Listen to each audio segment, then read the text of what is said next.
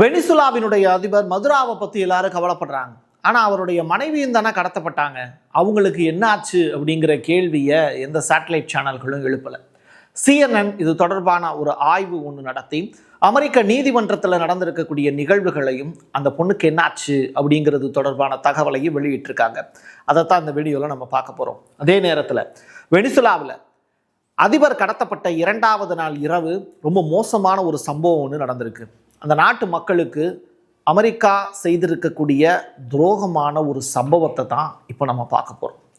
ஒட்டுமொத்த வெனிசுலா மக்களின் சார்பாக இந்த செய்தியை மக்களுக்கு நம்ம சொல்ல போகிறோம். வாங்க பார்க்கலாம் உறவுகளே, இது பிரசாத் சிக்னேச்சர். சென்னையோட மற்றொரு அடையாளம் M1 மொபைல் ஷோரூம். உலகத்தரம் வாய்ந்த மொபைல்களை உள்ளூர் சந்தையில் கம்மியான ரேட்டுக்கு, அதுவும் ஆஃபரோடு கொடுக்குறாங்க. வாரண்டியோட கேரண்டியும் கன்ஃபார்ம்.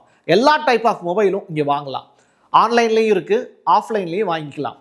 தொடர்புக்கு 7305258665 இந்த நம்பருக்கு கான்டாக்ட் பண்ணுங்க. உங்களுடைய தொழில் சம்பந்தமான விளம்பரங்களை நமது சேனலில் ஒளிபரப்ப உங்களுக்கான அருமையான வாய்ப்பு. அதிபர் இருக்காரு, அவருக்கு ஒரு குடும்பம் இருக்கும். அந்த குடும்பத்தில் இருக்கக்கூடிய 2 பேரை இப்போ தூக்கிட்டாங்க. அவருடைய வாரிசுகள் இருக்கும்ல, அதில் மூத்த ஒரு நபர் தான் வெனிசுலா அதிபருடைய மகன் குரேரே. அவர் ஒரு ஸ்பீச் ஒன்று கொடுத்துருக்காரு. அதை தான் இப்போ நம்ம பார்க்க போகிறோம். Te digo, hiciste de todos nosotros en la familia gente fuerte. Aquí estamos, cumpliendo hasta que regrese. La patria está en buenas manos, papá. Y pronto nos vamos a abrazar aquí en Venezuela. Y vas a ver a los muchachos, Silvia. Los vas a ver, Silvia. Nos vamos a ver. Que viva Venezuela, que viva la patria. Y aquí estamos firmes para lo que tengamos que hacer por nuestra patria. Los amamos mucho. Muchas gracias.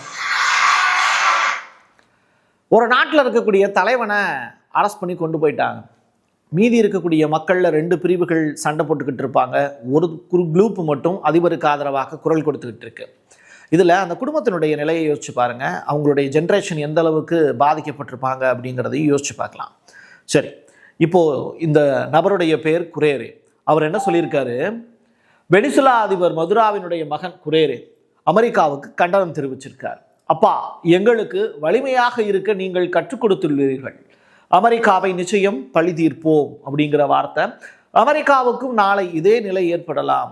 நம்முடைய தாய் நிலத்திற்காக தொடர்ந்து போராட்டம் அப்படிங்கிறது நிச்சயமாக அரங்கேறுங்கிற வார்த்தையை பதிவு செஞ்சிருக்காரு. இது வெனிசுலா மக்களுக்கு நம்பிக்கை தரக்கூடிய செய்தி தான். அடுத்த ஜென்ரேஷன் இருக்காங்க அப்படிங்கிற ஒரு விஷயம். சரி, 2வது நாள் இரவு அமெரிக்கா ஒரு பெரிய துரோகம் ஒன்று செய்ததா சொன்னீங்க பிரசாத். அப்படி என்ன செஞ்சாங்க அப்படிங்கிற கொஸ்டின் நமக்குள்ளே இருக்குல்ல, அதற்கான பதில் தான் இந்த வீடியோ. மதுராவை 2 மணிக்கு தூக்குனாங்க. அடுத்து ஒரு நாள் பூரம் போயிடுச்சு. அதுக்கு அடுத்த நாள் இரவு நடந்திருக்கக்கூடிய சம்பவம் தான்.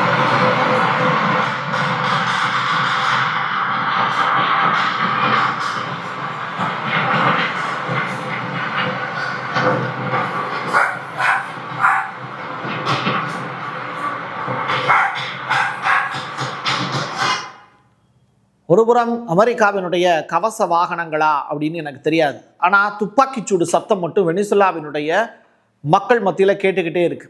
நாய் குலைக்கக்கூடிய சத்தம் முதற்கொண்டு கேட்குது. அப்படின்னா யார்? அயலான் யாரோ ஒருத்தன் தான் உள்ளே வந்திருக்கான் அப்படிங்கிறது புரியுது. சரி, இந்த வாகனங்கள் அணிவகுத்து போகுது. அது எந்த நாட்டு வாகனங்கள் அப்படின்னு தெரியல. பட் துப்பாக்கிச்சூடு தொடர்ச்சியாக அரங்கேறி இருக்கு. 35 பேருக்கு மேலே வெனிசுலா மக்கள் இறந்து போயிருக்காங்க அப்படிங்கிற தகவல். வெனிசுலாவினுடைய கராக்கஸ் அப்படிங்கிற அந்த இடத்துல வான்வெளியில் மீண்டும் ஒரு பெரிய இரவு நேரத்தில் தாக்குதல் ஒன்று நடத்தப்பட்டிருக்கு. சரி, BMP-3 இந்த வாகனங்கள் அணிவகுத்த காட்சிகளை தான் பார்த்து மக்கள் அச்சப்பட்டிருக்காங்க. துப்பாக்கிச்சூடு சத்தமும் பலமாக கேட்டதால் மக்களிடையே ஒரு பெருத்த பீதிங்கிறது ஏற்பட்டிருக்கு அப்படிங்கிறது தகவல். சரி, இவ்வளவு பெரிய ஈவெண்ட் நடந்திருக்கு. ஐக்கிய நாடுகள் சபையில் ஒரு மனுஷன் கூட அமெரிக்காவுக்கு எதிராக பேசலையே பிரசாத் அப்படின்னு கேட்டால், வெனிசுலா சார்பாக அமெரிக்காவுக்கு எதிராக ஐக்கிய நாடுகள் சபை கூட்டப்பட்டுச்சு. ஏன்னா ஒரு லெட்டர் கொடுக்குறாங்க, இந்த மாதிரி எங்களுடைய அதிபரை தூக்கிட்டாங்க, காப்பாற்றி கொடுங்க அப்படின்னு UNSCயில் கம்ப்ளைண்ட் கொடுத்துருக்காங்க. இது ரிலேட்டடாக UNSC திருத்துப்புன்னு ஒரு மீட்டிங் ஒன்று ஆர்கனைஸ் பண்ணுறாங்க. இதில் வெனிசுலா சார்பாக கான்வாய் சைட்லேருந்து ஒருத்தவங்க பேசியிருக்காங்க. Venezuela is the victim of these attacks because of its natural resources. Our country's oil, energy, strategic resources, and geopolitical position have historically been factors of greed and external pressure. The government of the United States of America be demanded to fully respect the immunities of President Nicolas Maduro and first. எங்களுடைய அதிபரை மட்டும் கிடையாது, எங்களுடைய ஆயுளையும் திருடுவதற்கான பெருமுயற்சி தான் அப்படின்னு இப்போ Venezuela சார்பில் அந்த கான்வாய் வந்து யுஎன்எஸ்சியில் பேசியிருக்காரு. எங்கள் அதிபரை விடுதலை செய்யுங்க அப்படிங்கிற ஒரு விஷயம். நீங்கள் செஞ்சிருக்கக்கூடிய காரியம், அமெரிக்கா செய்திருக்கக்கூடிய காரியம் சட்டத்திற்கு விரோதமான செயல். ஸோ நீங்கள் நிலத்தில் இருக்கக்கூடிய எண்ணெய் மட்டுமல்லாமல் தங்கத்தையும் திருடக்கூடிய வேலையை தொடர்ச்சியாக செய்வதை ஏற்புடையது அல்ல அப்படிங்கிறத யுஎன்எஸ்சியில் பதிவு செஞ்சிருக்கு வெனிசுலா சைடில் இருந்து. அடுத்ததா we saw 3 nights ago in downtown Caracas in Venezuela as nearly 200 of our greatest Americans went downtown in Caracas. Seems those Russian air defenses didn't quite work so well, did they? Downtown Caracas and grabbed an indicted individual wanted by American justice in support of law enforcement without a single American killed. திருடர் குல திலகம் Trump அவர்களுக்கு கீழே குட்டி திருடன் ஒருத்தர் இருக்கார். அவர் தான் பேசின காட்சிகள் நீங்கள் பார்த்தீங்க. அவருடைய பேர் வந்து பார்த்தீங்கன்னா பீட்டே ஹெக்ஷத் அப்படிங்கிறது. இவர் யாருன்னா அமெரிக்காவினுடைய டிஃபென்ஸ் செக்ரட்டரி. நீ எவ்வளோ பெரிய அப்பாட்டாக்கரா வேணால் இருந்துக்கோ, எங்களை பொறுத்தளவில் நீ ஒரு கடத்தல் மன்னன் தான் அப்படிங்கிறத நேற்றைய தினமே ட்ரம்ப்பை பார்த்து கடத்தல் மன்னன் சொன்ன ஒரே யூடியூப் சேனல் பிரசாத் சிக்னேச்சராக தான் இருக்கும். எது எப்படியோ உண்மையை தானே நம்ம சொல்கிறோம். எங்களுடைய 200 இராணுவ வீரர்களை கூட உங்களால் தடுக்க முடியவில்லை அப்படிங்கிற ஒரு விஷயத்தை இந்த ஹெக்ஷத் அப்படிங்கிறவர் பதிவு செஞ்சுருக்கார். வெனிசுலாவில் இருக்கக்கூடிய அரசை பார்த்து பதிவு செஞ்சுருக்கார். இரவு நேரத்தில் நுழையக்கூடிய திருடன் வந்து எங்கேயாவது தன்னைத்தானே பெருமையாக பேசிப்பானா, நான் உன் வீட்டுக்குள்ளே நுழைஞ்சு திருடிட்டேன், நீ தூங்கிட்டு இருந்த அப்படின்னு ஒரு திருடன் வந்து நம்ம வீட்டுக்குள்ளே நுழைஞ்சு இந்த மாதிரியான வேலைகளை எல்லாம் செஞ்சுட்டு அவன் வந்து போலீஸ் ஸ்டேஷனில் சப்போஸ் மாட்டிக்கிட்டான் அப்படின்னா அது தெரிய வரும்போது நம்மக்கிட்ட இப்படிலாம் பேசினா எவ்வளோ நகைப்புக்குரியதாக இருக்கும். அது மாதிரி தான் இந்த நபர் பேசக்கூடிய காட்சிகளை என்னால் பார்க்க முடியுது. பிகாஸ் அவர் ஒரு திருடர். அப்படி இருக்கும்போது நீ எப்படி இவ்வளோ கெத்தாக பேச முடியும் இல்லையா? ரஷ்யாவினுடைய ஏர் டிஃபென்ஸ் சிஸ்டம் கூட அங்கே வெனிசுலாவில் தூங்கிக்கிட்டு இருந்தது அப்படிங்கிற ஸ்டேட்மெண்ட்டை இவர் பதிவு செஞ்சுருக்கார். இந்த இடத்துல தான் நீங்கள் 2 நாடுகளுக்கும் இடையில் இருக்கக்கூடிய அரசியல் ஒப்பந்தத்தை புரிஞ்சுக்கணும். கியூபாவை சேர்ந்த இராணுவ வீரர்களும் தான் அரசு அதிகாரிகளும் வெனிசுலாவில் பணியாற்றியிருக்காங்க. அவங்களில் 30 அலுவலர்களை அமெரிக்க இராணுவம் கொன்று குவித்ததாக கியூபாவினுடைய பிரசிடென்ட் ஸ்டேட்மெண்ட்டாக கொடுத்தாரு. அப்படி இருக்கும்போது ரஷ்யாவினுடைய S-400 S-500லாம் வெனிசுலாவுக்கு கொடுத்துருக்காங்க. அப்போது அதை ஆக்டிவேட் பண்ணாமல் இருப்பாங்களா வெனிசுலா? அதை ஆக்டிவேட் பண்ணக்கூடிய இராணுவ அதிகாரிகளும் ரஷ்ய வீரர்கள் தான் இங்கே இருக்காங்க. அவங்களுக்கு மட்டும் ஏன் ஆகலை எதுவுமே அப்படிங்கிற கேள்வியை உங்கள் மனசுக்குள்ளே நீங்கள் எழுப்பி வச்சிங்கன்னா ரஷ்யாவினுடைய துணையோடு புட்டினுடைய அனுமதியோடு தான் வெனிசுலா அதிபரை அமெரிக்கா தட்டி தூக்கியிருக்கு அப்படிங்கிறத நீங்கள் புரிஞ்சுக்கலாம். சரி கொலம்பியாவினுடைய அதிபர் இருக்கார்ல, அவர் என்ன பேசுறாரு? No acepto misiles, no acepto asesinatos, acepto inteligencia. Vengan aquí a hablar con inteligencia y lo recibimos y hablamos de tú a tú y con cifras reales, no con mentiras. Deje de engañarse de las mafias políticas colombianas, porque nos condenaron. Colombia குடியரசு நாட்டினுடைய president குஸ்டோஃபோ Pedro அவர் ஒரு முக்கியமான ஸ்டேட்மெண்ட்டை அமெரிக்காவை பார்த்து சொல்லியிருக்காரு. Come and get me அப்படின்னு. எப்படி ட்ரம்ப்பை பார்த்து நீ முதல்ல அறிவோடு மோது, எங்கள்கிட்ட இருக்கக்கூடிய அறிவோடு நீ மோதுறா, உங்கள்கிட்ட ஆயுதம் இருக்குங்கிறதுக்காக ஆயுதத்தை பிரயோகப்படுத்தாத, எங்கள் நாடு ஜனநாயக நாடு, ஓ நாட்டிலையும் ஜனநாயகம் இருக்குது அப்படின்னா எங்களோட அறிவோடு வந்து மோதி பேசி ஜெயிச்சுட்டு போ, நான் பேச்சுவார்த்தைக்கு தயாராக இருக்கேன், ஆயுதம் தாங்கி வராதே அப்படின்னு ட்ரம்ப்புக்கு மிரட்டல் விடுத்திருக்காரு. அதே நேரத்தில் நீ வந்து என்னை கைது பண்ணிட்டு போகணும் அப்படின்னா கைது பண்ணிட்டு போட அப்படிங்கிறாரு. அதை பற்றி எங்களுக்கு கவலையே கிடையாது அப்படிங்கிற ஸ்டேட்மெண்ட்டை சொல்கிறாரு. நீ ஆயுதத்தோடு வந்தீனா, யார் ட்ரம்ப்பை பார்த்து சொல்கிறாரு கொலம்பியாவினுடைய பிரசிடென்ட் பெட்ரோ, நம்ம சொல்லலை, நீ ஆயுதத்தோடு வந்தீனா அறிவில்லாதவன் நீ அப்படின்னு இந்த உலகத்துக்கு நீ சொல்கிற, அதுதான் அர்த்தம் அப்படின்னு ட்ரம்ப்பினுடைய ஈகோவை டச் பண்ணி பார்க்குறாரு. ஆனால் சோத்துல உப்பு போட்டு சாப்பிட்றவனாக இருந்தால் கோவம் வரும். அவங்க தான் வந்து பிரெட்டு சாப்பிட்றவங்களாச்சே, அவங்களுக்கு எப்படி கோவம் வரும்? சரி, ரைட். அடுத்ததா morning for onward transport by road, a short journey now towards the courtroom. Drugs Enforcement Agency மதுராவை கடத்தப்பட்டு கொண்டு போகக்கூடிய காட்சிகள் பாருங்க. முட்டி போட வைக்கிறாங்க. the function ஒரு அதிபரை முட்டி போட வச்சு கூட்டு போறாங்க கைது பண்ணி. the administration very keen to emphasize that because, as I say, mourning for onward transport by road, a short journey now towards ராஜரிஷின்னு ஒரு படம் இருக்கும், சிவாஜி கணேசன் நடிச்ச படம். அதில் நம்பியாருக்கும் சிவாஜிக்கும் ஆகாது. அதில் சிவாஜியை வந்து அப்படியே வணங்க வைக்கணும் அப்படிங்கிறதுக்காக அந்த ஹைட்டை வந்து பார்த்திங்கன்னா கம்மி பண்ணி வச்சு வருவாங்க. இப்போ ராமர் வந்து உள்ளே கூடி போவார், அதுக்கப்புறம் லட்சுமணனும் குனிஞ்சு போவார். ஆனால் சிவாஜி கணேசன் மட்டும் என்ன பண்ணுவார் அப்படின்னா நிமிர்ந்த முடியுமாவே அப்படியே போவார். எப்போது ஒரு இடத்துல நீங்கள் தடையாக இருக்குது அப்படின்னா கூட அவருக்குன்னு ஒரு தனித்தன்மை இருக்குல்ல, அதை மட்டும்தான் அந்த இடத்துல காமிப்பாரே தவிர வணங்காமுடி கடைசி வரைக்கும் வணங்காமல் தான் இருக்குது அப்படிங்கிறத அந்த இடத்துல 2 பேருடைய பார்வை மூலிமா காமிச்சிருப்பாங்க. அந்த படம் யூடியூப்பில் கூட நீங்கள் பார்க்கலாம். பட் வெனிசுலாவினுடைய அதிபரை அந்த இடத்துல முட்டி போட வச்சு கூட்டு போகணும் அப்படிங்கிற ஒரு பெரிய பிளானு அந்த இடத்துல எக்ஸிக்யூட் ஆகிருக்கு.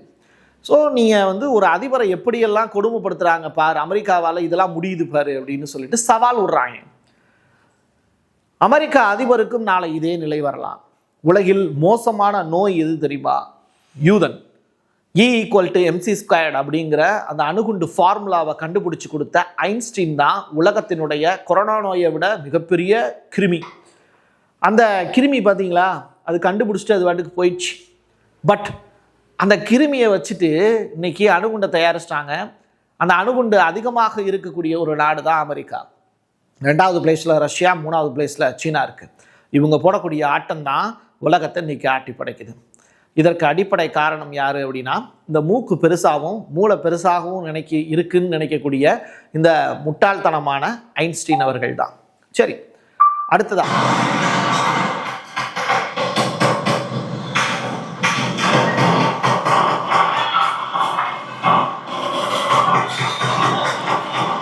சத்தத்தை 2 நிமிஷத்துக்கு மேலே அவங்களால கேட்கவே முடியாது. ஆனால் இதே சத்தத்தோடு தான் வெனிசுலா மக்கள் நேற்று இரவு பூரா கழிச்சிருக்காங்க. லத்தீன் அமெரிக்க நாடுகளில் பொலிவியா அதனுடைய காடுகள்லாம் ரொம்ப மோசமான காடுகள், ரொம்ப அடர்ந்த காடுகளாக இருக்கும். கொலம்பியாவும் அதுக்கு பக்கத்தில் தான் இருக்குது. வெனிசுலாவும் அதில் ஒன் ஆஃப் த கண்ட்ரி. அப்படிப்பட்ட இடங்களில் நீங்கள் பக்கத்து நாடை தொடர்ச்சியாக ஆக்குப்பை பண்ணக்கூடிய வேலையை இப்போ அமெரிக்கா செஞ்சுக்கிட்டு இருக்கு. இந்த குண்டுவீச்சு சம்பவமாக இருக்கட்டும், கவச வாகனங்களாக இருக்கட்டும், இது எல்லாமே அமெரிக்கா தான் செஞ்சதா அப்படிங்கிறத இன்னும் ப்ரூஃப் ஆகலை. பட் அவங்கள தவிர இதை வேறு யார் செஞ்சுருக்க முடியும் அப்படிங்கிற கொஸ்டின் மார்க்கையும் நம்ம எழுப்ப வேண்டியது இருக்குது. வெனிசுலாவை கைப்பற்றிய அமெரிக்கா கவச வாகனங்கள் அப்படின்னு தான் தலைப்பு வைக்க வேண்டிய தேவை இருக்குது. மிராஃப்ளோர்ஸ் பேலஸ் அப்படின்னு சொல்லிட்டு ஒரு இடம். இது என்னன்னா அதிபர் மாளிகை, வெனிசுலா அதிபருடைய மாளிகையே முற்றுகையிடக்கூடிய காட்சிகள் தான் அரங்கேறிச்சு. நேற்று இரவு போல இதுதான் நடந்தது. ஸோ மாளிகை முழுவதுமாகவே இரவோடு இரவாக சுற்றி வளைச்சிருக்காங்க அப்படிங்கிற தகவல். இது எல்லாத்தையும் தாண்டி அதிபர் மதுராவினுடைய மனைவிக்கு என்னாச்சு அப்படிங்கிற கொஸ்டின் நான் ஆரம்பத்தில் வச்சுருந்தேன். அதுக்கான பதிலை CNN அமெரிக்க நீதிமன்றத்தில் அவங்க 2 பேரையும் ஆஜர்படுத்தும் போது அது தொடர்பான காட்சிகளை ரிப்போர்ட்டர் பார்க்க விடுவாங்க. அந்த ரிப்போர்ட்டர் பார்த்துட்டு CNNக்கு லைவாக ஒரு ரிப்போர்ட் கொடுத்ததையும் நான் பார்த்தேன். அதிலிருந்து கிடச்சிருக்கக்கூடிய தகவலை தான் நான் இப்போ உங்களுக்கு சொல்ல போகிறேன். ஸோ அவங்க பேர், அதிபருடைய மனைவியினுடைய பேர் இவங்க தான், அவங்க சிலியா ஃப்ளோரிஸ் அப்படிங்கிறது. இவங்களையும் கடத்தி கூட்டு போயிருக்காங்க. சிலியா ஏதும் பேசாமல் அமைதியாக இருந்ததாக CNN ரிப்போர்ட்டர் செய்தியை சொல்கிறாங்க. ஜட்ஜு மதுரா அவர்கள்ட்ட கேள்வி கேட்குறாரு. என்ன தெரியுமா, நீங்கள் எதுக்காக கைது செய்து கூட்டிட்டு வரப்பட்டிருக்கீங்கன்னு உங்களுக்கு தெரியுமா அப்படிங்கிற கொஸ்டின் கேட்குறாங்க. அதுக்கு அவர் பதில் சொல்கிறாரு, என்னோட பேர் மதுரா, நான் குற்றமற்றவன், நான் வெனிசுலாவினுடைய அதிபர்னு உங்களுக்கு தெரியுமா அப்படிங்கிற கொஸ்டினை திருப்பி கேட்குறாரு. அமைதியாக இரு அப்படின்னு நீதிபதி சொன்னதா அந்த ரிப்போர்ட்டர் ஸ்டேட்மெண்ட் ஃபைல் பண்ணுறாங்க. அதே நேரத்தில் இந்த சிலியா அப்படிங்கிற அந்த லேடியினுடைய கன்னத்தில், நெத்தியில், கழுத்தில் எல்லாம் காயம் இருந்தது. அவங்க கையை பார்த்திங்கன்னா இப்படி கட்டிட்டு அந்த கூண்டில் நிற்கிற மாதிரியான காட்சி. கேள்விகள் கேட்கும்போது அவங்க அப்படியே ஒதுங்கி அப்படியே நின்றதாக, அதை புறக்கணிக்கிற மாதிரி அவங்க அப்படியே ஒதுங்கிட்டு அமைதியாக நின்றதாக தான் CNNனுடைய அந்த ஜேர்னலிஸ்ட் இப்போ ஒரு லைவாக ஒரு ரிப்போர்ட் ஒன்று கொடுத்துருக்காங்க. இது ஜஸ்ட் நவ் இப்போ தான் கிடச்சிருக்கக்கூடிய தகவல். ஸோ நீங்கள் உலகத்தினுடைய வல்லாதிக்க சக்தி அப்படின்னு சொல்லிட்டு பெருமை பேசக்கூடிய அமெரிக்காவினுடைய அதிபர் டொனால்டு ட்ரம்ப் இப்போ செய்திருக்கக்கூடிய செயல்கிறது மிகப்பெரிய வரலாற்று படை. நாம் இருக்கக்கூடிய இந்த நாட்டில் நம்ம அமைதியாக இருக்கலாம். ஆனால் இந்த சான்ஸை பயன்படுத்தி சீனா அடுத்து தைவானை ஆக்கிரமிப்பை பண்ணும். அப்பையும் அமெரிக்கா வந்து பொத்திக்கிட்டு தான் இருக்கணும் அப்படிங்கிறத சீனா என்ன செய்வாங்க, சொல்லி காட்டுவாங்க. அப்படி இல்லாட்டி சீனாவுக்கும் அமெரிக்காவுக்கும் இடையில, ஜப்பானுக்கு இடையில வார் வந்தால் வரும். இப்போ அமெரிக்கா செய்திருக்கக்கூடிய செயலை ஐக்கிய நாடுகளுடைய பொதுச் செயலாளர் குட்ரஸ் அவர்கள் கண்டனம் தெரிவித்ததோடு நிறுத்திக்கிட்டாங்க. அவரை கடத்தியிருந்தால் அவருக்கு தெரியும், அவருடைய மனைவியை கடத்தியிருந்தால் அவருக்கு தெரியும். அப்பையும் இவர் அதே மாதிரியே பேசுவாரா அப்படிங்கிறது கொஸ்டின் மார்க். எது எப்படியாக இருந்தாலும் உலகத்தில் எங்கே அநீதி நடந்தாலும் அதை தட்டி கேட்கக்கூடிய ஒரு நபராக நிச்சயமாக பிரசாத் சிக்னேச்சர் தன்னுடைய பதிவுகளை தொடர்ந்து பதிவு செய்து கொண்டே இருக்கும். இது உங்களுக்கு பிடிச்சது அப்படின்னா உங்களுடைய நண்பர்களுக்கும் உறவினர்களுக்கும் ஷேர் பண்ணுங்கள். என் கையெழுத்து என் மக்களுக்கானது உறவுகளே. மீண்டும் ஒரு பதிவில் சந்திக்கலாம். நன்றி, வணக்கம். சென்னையோட மற்றொரு அடையாளம் M1 மொபைல் ஷோரூம். உலகத்தரம் வாய்ந்த மொபைல்களை உள்ளூர் சந்தையில் கம்மியான ரேட்டுக்கு, அதுவும் ஆஃபரோட கொடுக்குறாங்க. வாரண்டியோட கேரண்டியும் கன்ஃபார்ம். எல்லா டைப் ஆஃப் மொபைலும் இங்கே வாங்கலாம். ஆன்லைன்லேயும் இருக்குது, ஆஃப்லைன்லேயும் வாங்கிக்கலாம். தொடர்புக்கு 7305258665 இந்த நம்பருக்கு காண்டாக்ட் பண்ணுங்க. உங்களுடைய தொழில் சம்பந்தமான விளம்பரங்களை நமது சேனலில் ஒளிபரப்ப உங்களுக்கான அருமையான வாய்ப்பு.